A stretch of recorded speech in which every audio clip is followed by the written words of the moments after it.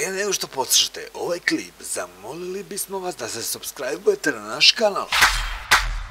Elwood Radio.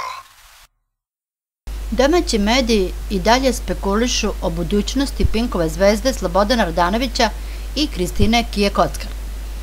Dok jedni smatraju da će se oni definitivno razvesti, s obzirom na to da su oboje potpisali papire, drugi im ipak predviđaju pomirenje.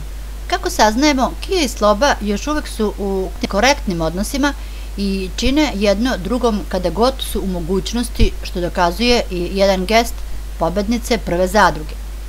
Naime, kako naš dobro obavešteni izvor tvrdi, Kija je učinila uslugu Slobi i poslala novac njegovim roditeljima koji on nije stigao da im pošalje zbog poslovnih obaveza.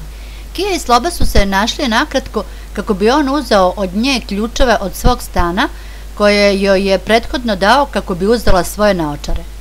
Tada ju je zamolio da njegovim roditeljima koji su uz ranjeninu poštom pošalje novac koji joj je dao jer je on žurio na zakazani nastup. Ona mu je učinila uslugu i odmah otišla do pošte kako bi Draginji i Dušanu uplatila novac koji joj je Sloba dao.